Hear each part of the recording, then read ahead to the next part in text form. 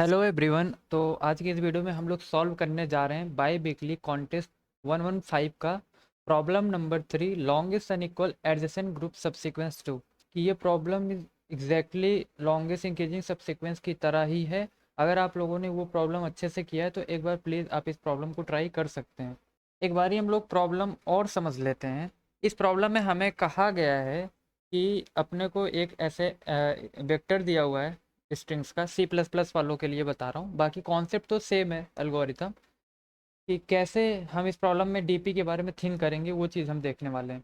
अभी हमारे को क्या बोला गया है कि हमारे को एक सब सीक्वेंस चूज करना है जो कि सबसे मैक्सिमम लेंथ का हो, और उसमें क्या क्या कंडीशंस होनी चाहिए। पहली कंडीशन तो ये है कि group of I not equal to group of J. अब यहाँ आई और जे से कंफ्यूज नहीं होना है। अभी आई और जे की जगह ये समझ के चलना है कि कोई दो एडजेसेंट वर्ड की बात कर रहा हूँ मैं। जैसे बी ए बी और डी ए बी। ठीक है, जैसे बी ए बी और डी ए बी ये क्या हैं, दो एडजेसेंट वर्ड्स हैं। D A B D A ये दो एडजेसेंट वर्ड हैं। अब यहाँ पे सबसीक्वेंस की भी बात की है कि जरूरी नहीं कि जो तुम सीक्वेंस ले रहे हो वो सब स्ट्रिंग हो, वो सब सीक्वेंस भी हो। सब सीक्वेंस का क्या मतलब, कोई वर्ड स्किप कर सकते हो। जैसे बी ए बी और डी ए भी मेरा एक सीक्वेंस हो सकता है। तो तब यहाँ पे एडजेसेंट वर्ड की डेफिनेशन क्या हो जाएगी कि बी ए बी और डी ए मेरा एडजेसेंट है जब मैं इन दोनों वर्ड्स की बात करूंगा। आई बात समझ में? तो ये कंडीशन होनी चाहिए सेटिस्फाई, ये होनी चाहिए। अगर ये सेम ग्रुप में नहीं है, ये देखो ग्रुप नंबर नीचे दिया हुआ है, 1 not equal to 2, 2 not equal to 4, और if I am taking this and this words in a sequence then 1 is not equal to 4। तो ये कंडीशन सेटिस्फाई होनी चाहिए। दूसरी ये होनी चाहिए, अगर पहली होगी दूसरी भी होनी चाहिए कि इसका जो लेंथ है, जैसे 3 साइज का 3 साइज का, ये दोनों इक्वल होने चाहिए। और हैमिंग डिस्टेंस हमारे पास में 1 आना चाहिए। तो इस पे एक बारी मैं बात कर लेता हूँ। हैमिंग डिस्टेंस क्या बोला गया क्वेश्चन में कि अगर ए बी सी है और ए बी डी है तो हैमिंग डिस्टेंस कैसे निकालते हैं कि जो कैरेक्टर्स हैं वो डिफर करेंगे पोजीशन पे, वही होती है उसकी हैमिंग डिस्टेंस। जैसे ए पे कैरेक्टर डिफर नहीं किए तो हैमिंग डिस्टेंस अपडेट नहीं हुई, हैमिंग डिस्टेंस 0 है। यहाँ पे डिफर नहीं किए, हैमिंग डिस्टेंस अगेन 0 है। यहाँ पे डिफर कर गए तो हैमिंग डिस्टेंस हमारी 1 हो गई। समझ आ रही है बात? तो ये भी सेटिस्फाई करना चाहिए। एक एग्जांपल और देखते हैं जहाँ पे हमारा हैमिंग डिस्टेंस 1 से ज़्यादा आएगा। इसका मतलब एक से ज़्यादा कैरेक्टर सेम पोजीशन पे डिफर कर रहे होंगे। जैसे ए बी डी और बी सी ए। तो यहाँ पे देखो ये भी डिफर कर रहा है, ये भी डिफर, ये भी डिफर, जितने डिफर कर रहे हैं वही मेरी हैमिंग डिस्टेंस है, तो 3। तो it can not be included in our answer. I hope ये इतना आपको कंडीशन समझ में आ गया होगा क्वेश्चन में। अब लॉन्गेस्ट इंक्रीजिंग सबसीक्वेंस का पैटर्न क्यों लोग बोल रहे हैं वो चीज़ हम लोग यहाँ विजुअलाइज करने वाले हैं। तो अभी अगर मैं तुमसे सवाल पूछूं कि यहाँ पे तुम्हें मैक्सिमम सबसीक्वेंस कौन दिख रहा है जो इस प्रॉपर्टी को तीनों को सेटिस्फाई कर रहा हो, तो सबसे पहले तो मैं बता देता हूँ, आप लोग तो वहाँ से कमेंट में ही बता सकते हो। तो देखो मैं अभी के लिए बात करता हूँ। तो बी ए बी, तो B A B can be our answer. लेकिन बी ए बी हमारा आंसर है जिसका साइज क्या है, सिर्फ एक है, साइज जो है हमारा एक है। तो हमको मैक्सिमम लॉन्गेस्ट सब सीक्वेंस चाहिए जो ये कंडीशन सेटिस्फाई कर रहा हो। तो बी ए बी आंसर है। अभी मैं डी ए बी पे जब आके स्टैंड कर रहा हूँ तो मैंने देखा क्यों ना डी ए बी को मैं बी ए बी के पीछे लगा दूँ। बी ए बी और डी ए बी, अच्छा मैंने लगाया क्यों, क्योंकि ये तीनों कंडीशन जो है ना ये सेटिस्फाई कर रहे हैं। देखो group of I not equal to group of J, देखो 1 इज नॉट इक्वल टू 2। समझ रहे हो? इसके बाद साइज भी दोनों की सेम है, हैमिंग डिस्टेंस भी दोनों की 1 है, क्योंकि सिर्फ बी और डी डिफर कर रहे हैं। आई होप ये क्लियर हो रहा होगा। तो यहाँ पे हमने बी ए बी और डी ए बी आंसर ले लिया। इसकी साइज में क्या है अपने पास में 2 है। ठीक है, अभी मैं डी ए पे हूँ। कहाँ पे हूँ? डी ए पे। तो मैंने क्या सोचा, देखो सब सीक्वेंस की बात की है ना, तो डी ए क्या सोचेगा कि क्यों ना मैं बी ए बी के पीछे लग जाऊं। मतलब बी ए बी और बी ए बी और डी ए, एक ये आंसर हो सकता है। ठीक है, पॉसिबिलिटी है ये। अब देखो पॉसिबिलिटी वर्ड का यूज कर रहा हूँ। डायनेमिक प्रोग्रामिंग क्या होता है कि यहाँ पे खड़े हो, यहाँ का आंसर निकालने के लिए जितने भी ब्रांचेस बन रहे हैं ना, ये सब सीक्वेंस ही तो है, ये जो ब्रांच है। मान लो ये 1th इंडेक्स है, ये 2, ये 3, ये 4, ये 5 और ये 0 की बात मैं कर रहा था। तो देखो एक ब्रांच 0 और 1 से होके जाएगी, एक ब्रांच डायरेक्ट 0 और 2, 1 को इसने स्किप कर दिया। देखो एक ब्रांच 0 और 3 से होके जा रही है, देखो उसने 1 और 2 को स्किप कर दिया। एक ब्रांच 0 और 4 से स्टार्ट हो रही है, एक 0 से 5। समझ में आ रहा है ना? तो यही तो है डायनेमिक प्रोग्रामिंग। क्या है? यही तो है कि डिफरेंट ब्रांचेस को हम एक्सप्लोर कर रहे हैं और हम आंसर स्टोर करते चलेंगे हर ब्रांच का। जिससे कि अगर वही सेम सब ब्रांच बन के कहीं और ब्रांच में रिपीट हो तो हम डायरेक्टली उसका आंसर यूज कर सकें। इतना सेंस नहीं किया होगा जिन्होंने डीपी नहीं पढ़ी होगी, बट आई होप जिन्होंने डीपी पढ़ी उनको ये समझ में बात आ गई होगी।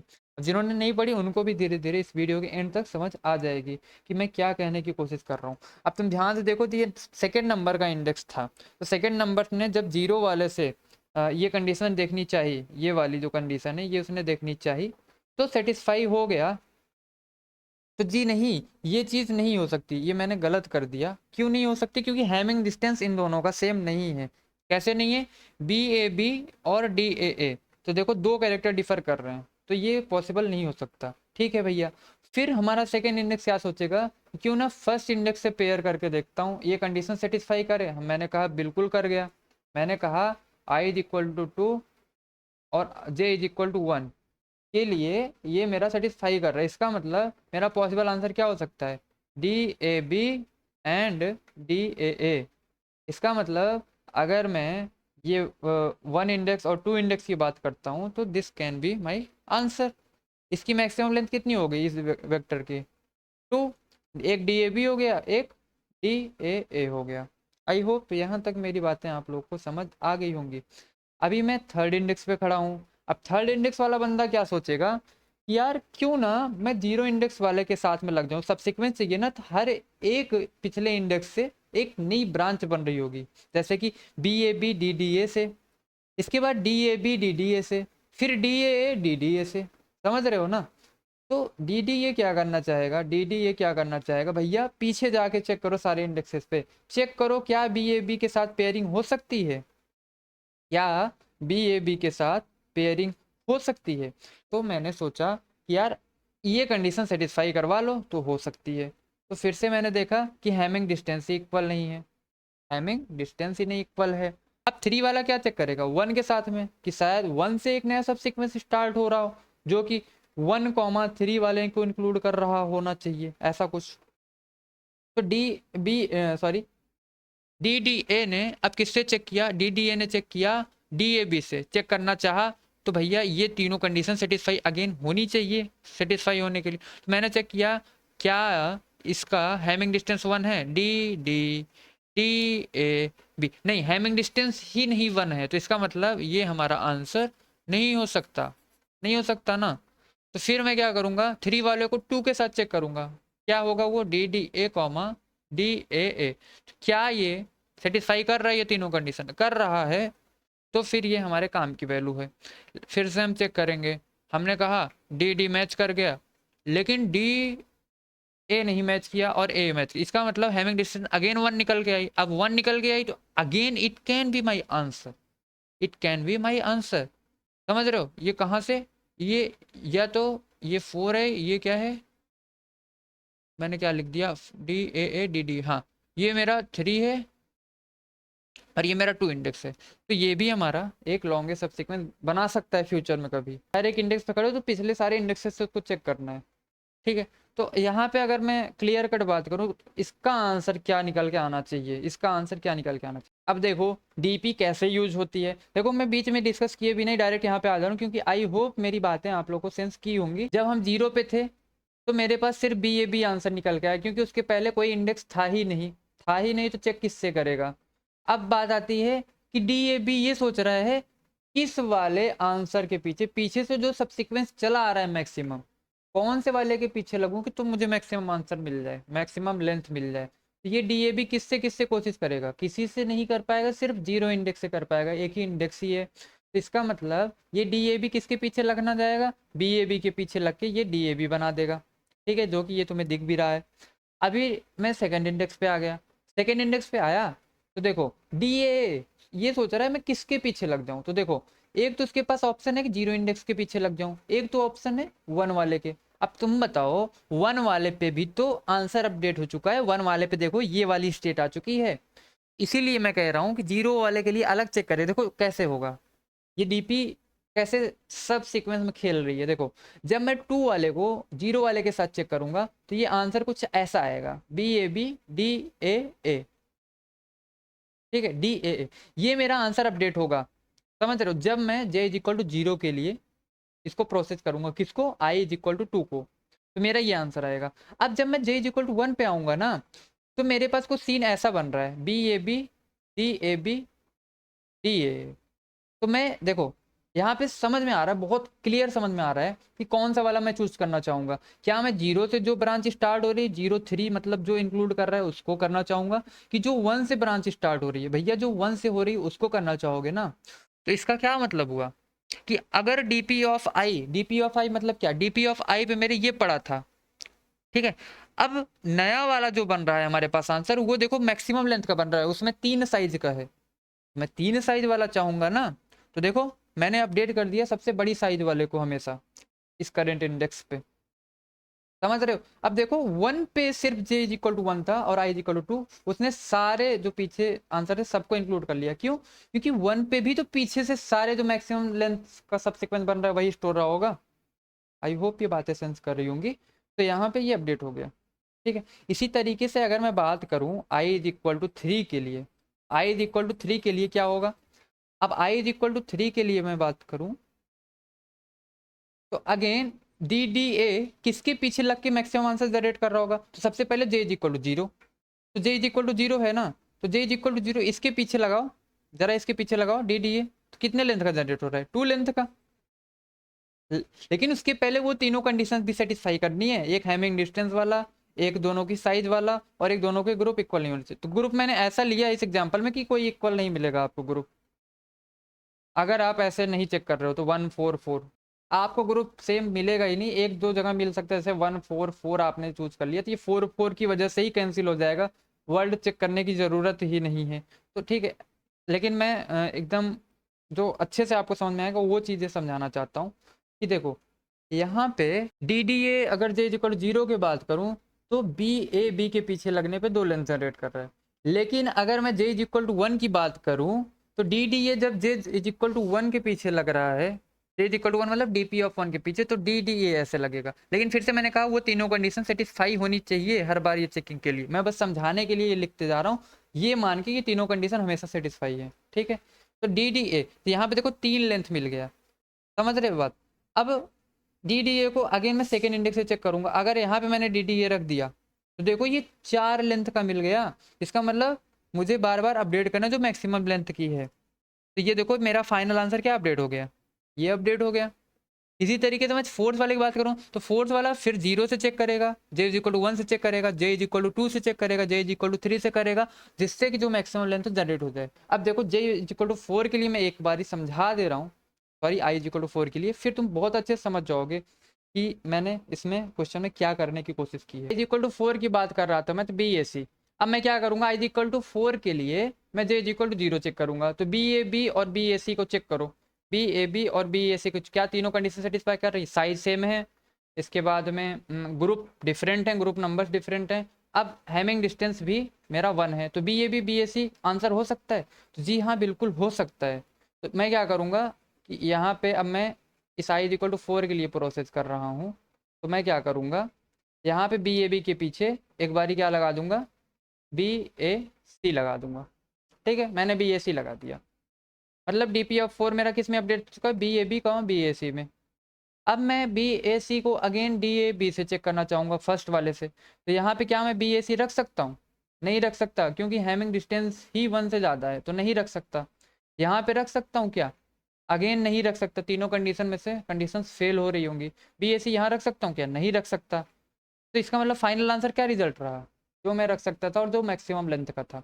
अब बाई चांस मान लो डी पी ऑफ 3 के आगे मैं रख सकता था, मान लो ये रख सकता था, ये मान लो तीनों कंडीशन सेटिस्फाई हो गई थी, तो डी पी ऑफ 4 पे क्या अपडेट हो जाएगा, यही जो डी पी ऑफ 3 पे था। अब तुम्हें पूरी कहानी समझ में आ गई कि करंट इंडेक्स पे खड़ा हूँ मैं, करंट इंडेक्स पे खड़ा हूँ, पीछे के हर एक इंडेक्सेस से मैं क्या करूँगा, इसकी एक ब्रांच बना के चेक करूँ, ब्रांच बन जाएगी ना, ये इस वाले के लिए एक ब्रांच यहाँ से स्टार्ट हो रही है, एक यहाँ से हो रही है, एक यहाँ से हो रही है, जो मैक्सिमम लेंथ का है वही मेरे पास आंसर निकल के आ जाएगा। देख लो फटाफट, ये कैलकुलेट हैमिंग डिस्टेंस वही मैंने किया, जो डिफरेंट पोजीशंस हैं कैरेक्टर की, जैसे ए बी सी और डी, जैसे ये एग्जांपल ले लो A B C A B D, तो यहाँ का हैमिंग डिस्टेंस 1, ये देखो डिफरेंट है, यही तो कर रहा है। हैमिंग डिस्टेंस एक से बड़ी है तो कोई मतलब ही नहीं निकालने का, क्योंकि हमें कंडीशन क्या है, Hamming distance equal to 1 check करना है, तो ये मेरे हैमिंग डिस्टेंस निकालने का हो गया। कि कैरेक्टर जो डिफ्रेंशिएट कर रहे हैं पोजीशन पे वो सिर्फ एक ही कैरेक्टर होने चाहिए डिफ्रेंशिएट। वेक्टर ऑफ स्ट्रिंग क्यों बनाया, अभी मैंने दिखा दिया था कि डीपी के हर एक पोजीशन पे मैं एक वेक्टर स्टोर कर रहा हूँ जो कि वही मैक्सिमम लेंथ का मैं जनरेट करना चाहता हूँ। अब शुरू में मैंने क्या किया था, शुरू में मैंने ये मान लिया था कि जो हर एक पोजीशन है वही वहीं से चेंज स्टार्ट हो रही है। जैसे डीपी ऑफ 0 पे मैंने ये डाल दिया, डीपी ऑफ 1 पे मैंने ये, डीपी ऑफ 2 पे मैंने ये, मैंने मान लिया कि एक एक लेंथ की यहीं से स्टार्ट हो रही है चेन, पीछे ऊँचे से नहीं समझ रहा था मैं। इसके बाद में देखो मैंने वही दो लूप लगाए, करंट पे खड़ा हूँ तो पीछे सारों से चेक करो, अगर मैं यहाँ पे खड़ा हूँ I is equal to this पे तो J is equal to this, J is equal to this पे चेक करो। अब देखो ये कंडीशन तो सेटिस्फाई होनी चाहिए, मतलब आई और जे ये एडजेसेंट पे आने वाले हैं ना, अगर मैं इसको इसके पीछे रख रहा हूँ तो ये दोनों एडजेसेंट हो गए ना, तो ये कंडीशन सेटिस्फाई करनी चाहिए।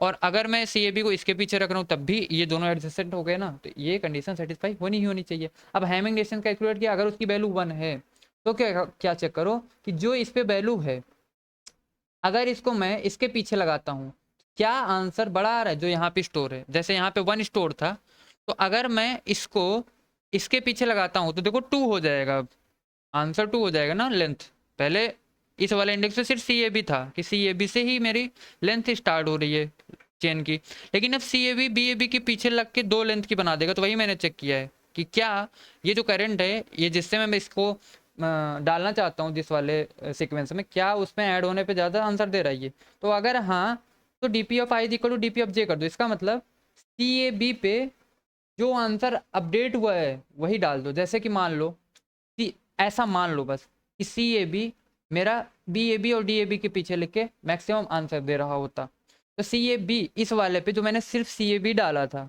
ये एक लेंथ का, इस पे क्या डाल दूंगा मैं कि जो पीछे का मैक्सिमम आंसर है B A B D A B मैं इस पे डाल दूंगा। और क्या करूंगा, पुश कर दूंगा इस करंट वाले को भी, क्योंकि ये करंट वाला सेटिस्फाई कर गया ना, तो इसका मतलब इस पोजीशन पे अब क्या आ जाएगा, पहले क्या था सी ए बी, अब क्या आ जाएगा B A B D A B C A B. अब ये चीज़ मत नोटिस करो क्योंकि मैंने कहा ना मैं सिर्फ समझाने के पर्पज से ये बोल रहा हूँ, ठीक है। बाकी तो तुम कंडीशन चेक करके ही करोगे, मैंने ऐसा मान ली कंडीशन इन दोनों के लिए सेटिस्फाई है, ठीक है। मतलब ग्रुप नंबर मैंने डिफरेंट मान के किया है। और मैक्स लेंथ क्या जनरेट करूंगा, ये जो मैं बार बार अपडेट कर रहा हूँ इस पोजीशन पे, ये जैसे मैंने कहा ना इस पोजीशन पे ये तीनों ही आ जाएंगे, समझ रहे हो। तो ये मैक्सिमम लेंथ 3 मिल गई ना, अब ये मेरे डीपी वेक्टर में स्टोर हो रही होगी जो मैंने अभी दिखाया था। और लास्ट में मैं क्या करूँगा कि यहाँ पे मैं पूरा आइट्रेट करूँगा, यहाँ पे मैं पूरा आइट्रेट करूँगा और मैक्स लेंथ मेरा क्या अपडेट हो रहा होगा 5 हुआ रहा होगा। मैं मैक्स लेंथ बार बार अपडेट कर रहा 5 हुआ रहा हूँ, तो जब मैं इस पर ट्रावर्स करूँगा ना तो अपने आंसर में क्या भेज दूंगा कि DP of I position is equal to max length अगर है तो वही वाला मेरा आंसर में अपडेट कर दूँ, ये मेरा आंसर में चला जाएगा। आई होप ये सारा आप लोग को समझ में आया होगा। अगर समझ में आया है तो मैं आपको रिकमेंड करूँगा कि आप लॉन्गेस्ट इंक्रीजिंग सब सीक्वेंस करो, डिट्टो यही है बल्कि इससे छोटा ही वर्जन है, बहुत फेमस प्रॉब्लम है, आप लोग इसको ट्राई कर सकते हो। ये देखो करंट पे करोगे पीछे सबको चेक करो और डीपी ऑफ आई अपडेट करते रहो, ठीक है वही है। और ऐसी और अमेजिंग वीडियोस के लिए डू सब्सक्राइब द चैनल। और हाँ इसी चैनल पे मैंने बहुत सारी प्लेलिस्ट बनाई हैं जिसमें मैंने सिंगल टेम्पलेट खेल से बहुत सारे प्रॉब्लम्स कराए हैं। आप लोग को एक बार ज़रूर वो सारे टेम्पलेट देख लेने, शायद आप लोग को बहुत हेल्पफुल लगे। जैसे स्विप लाइन एल्गोरिथम बहुत अच्छी एल्गोरिथम है लेकिन लोग इसको निगलेक्ट करते हैं, जबकि code forces leet code contest में बहुत ज़्यादा पूछा जाता है ये। और इसके साथ में बैक ट्रैकिंग के टेम्पलेट्स मैंने बनाए कि एक टेम्पलेट की हेल्प से कैसे सारे बैक ट्रैकिंग के प्रॉब्लम्स आप लोग कर सकते हो। स्लाइडिंग विंडो तो भाई आप लोगों ने बहुत अच्छा सपोर्ट दिखाया है, वीडियो टॉप पे भी आ रही है मेरी, तो उसका भी टेम्पलेट आप लोग देख सकते हैं। और अगर कोई डाउट है तो नीचे कमेंट में बता सकते हैं। Thank you for watching this video.